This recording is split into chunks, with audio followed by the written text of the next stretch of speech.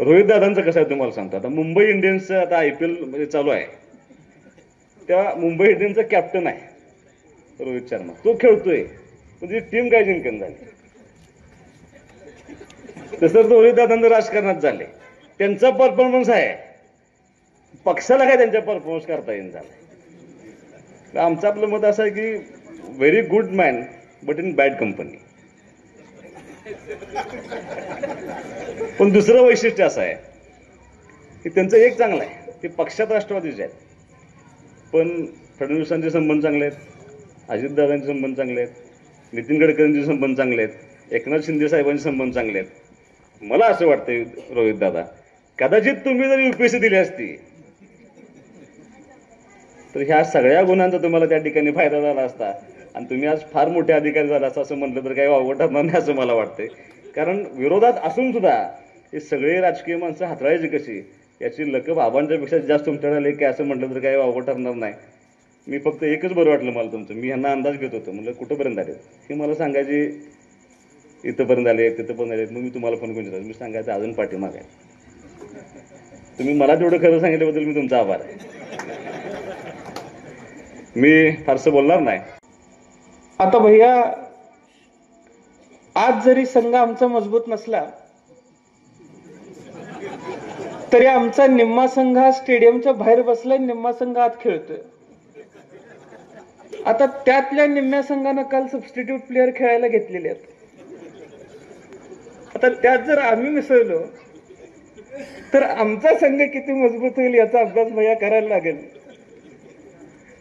त्यामुळं सध्याची परिस्थिती बघता या सगळ्या गोष्टींचा अभ्यास केल्यानंतर 5 वर्षानंतर फायनल आम्हीच मारणार आहे यात मात्र मी निश्चितपणाने विश्वासाने सांगू इच्छितो. पण एका गोष्टीचं मनापासून कौतुक आहे, अनेक लोकांकडून आजूबाजूच्या शिकायला मिळत असतं. मी मागणी येताना पाऊसच घेऊन आलोय.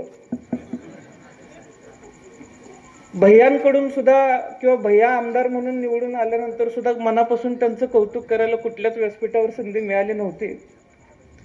एक गोष्ट त्यांच्यापेक्षा त्यांच्या PN कडून शिकण्यासारखी जास्त आहे. ही दोघं एवढी हुशार आहेत, मी फक्त ही दोघं काय मागण्या करतायत हेच बघत असतोय. आणि ही जी मागणी करतील दुसऱ्या दिवशी त्याच आशयाचं आपलं पत्र तिथं पोच झालं पाहिजे याची सुद्धा काळजी मी घेत असतो. त्यामुळं इथं जी कामं येतात ती कामं तिकडं सुद्धा येतात. फक्त माझी एवढीच विनंती आहे की तुम्ही टेंबूचं पाणी सोडल्यानंतर आम्हाला खाली पाणी मिळतं. थोडंसं मागच्या काळात तुमचं दुर्लक्ष झालंय, पण आता पाणी जरा पुढे जाऊ द्या अशी विनंती करायला मी खरं तर घाटावरती आलेलो आहे. त्यामुळे ओसंडून वाहणारा हा प्रेमाचा झरा आहे. फार काही म्हणणार नाही किंवा दुसऱ्या मतदारसंघात म्हणणार नाही, किमान पाहुण्याकडे तरी पाणी सोडा एवढीच अर्थ हाक आज मी बेनापुरात घालू शकतो. फार बोलायची इच्छा आहे. कार्यक्रम माझ्यामुळे थोडासा लांबवावा लागला याबद्दल क्षमस्व सुद्धा व्यक्त करतो. आज फार दिलखुलास बोलता आलं नाही कारण पाऊस पडतोय, त्या दोघांनाही बोलायचं आहे. पण पुन्हा एकदा काहीतरी निमित्त काढा, आम्हा दोघांनाच मुद्दाम बोलवा, कारण आमच्या दोघांची जुगलबंदी खरं तर मी मनापासून आनंद मला तेव्हा झाला शक्तीपीठ खंडेराजुरीला जोडा वाढल्यावर मला मनापासून आनंद झाला, कारण आमचा तिकडं राहतोय, आमचे शेतकरी खुश झाले. पण एकमेकांना सांभाळून जर घेतलं तर चांगलं काम या परिसरामध्ये होऊ शकतं. हे येणाऱ्या काळामध्ये आम्ही सगळे मिळून निश्चितपणाने दाखवून देऊ. ABP माझा, उघडा डोळे बघा नीट.